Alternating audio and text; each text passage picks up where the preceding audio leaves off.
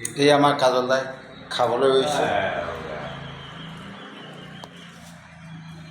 এতিয়া ময়ো খাম। মোৰ টিফিনটো ক'ত? টিফিনেই নাইচোন গাই।